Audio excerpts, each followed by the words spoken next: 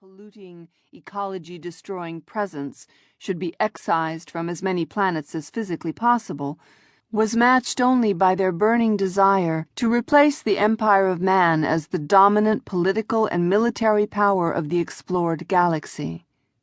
Their interest in Marduk was easily explainable by the star system's strategic location on the somewhat amorphous boundary between the two rival star nations, although precisely what at least two of their sub-light cruisers were doing there was rather more problematical.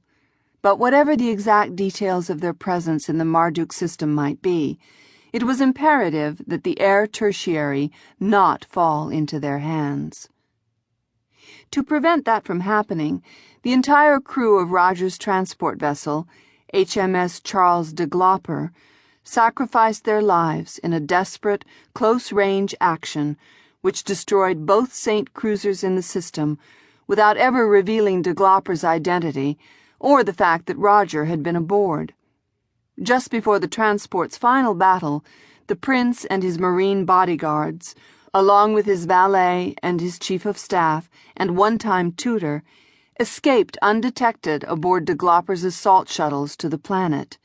There they faced the formidable task of marching halfway around one of the most hostile, technically habitable planets ever claimed by the Empire, so that they might assault the spaceport and seize control of it. It was, in fact, as virtually all of them realized, an impossible mission. But the bronze barbarians were not simply Imperial Marines. They were the Empress's own, and, impossible or not, they did it. For 8 endless months, they fought their way across half a world of vicious carnivores, sweltering jungle, swamp, mountains, seas, and murderous barbarian armies.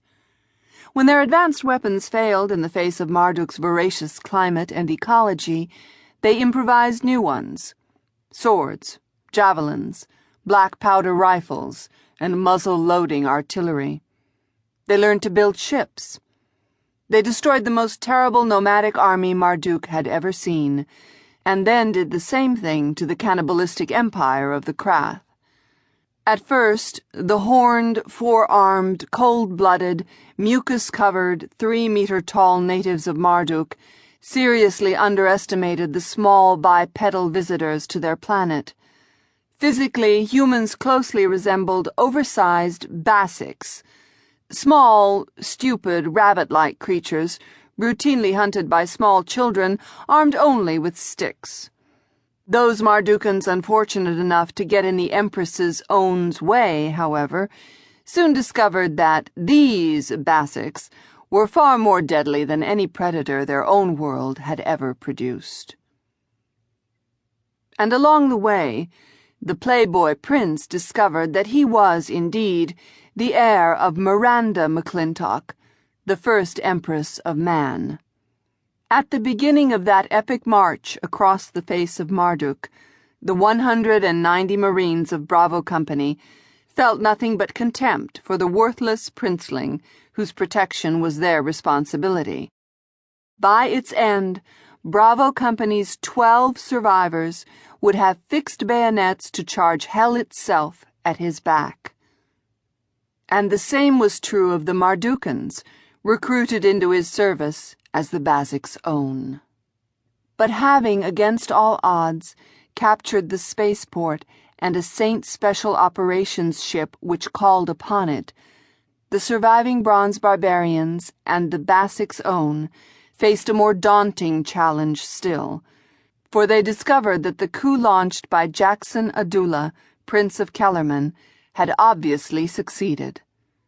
Unfortunately, no one else seemed to realize Empress Alexandra was being controlled by the same people who had murdered her children and her grandchildren.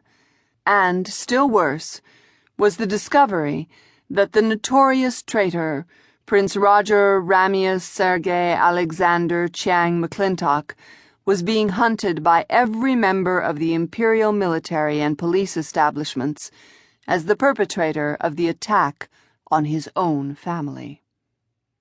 Despite that, Arnold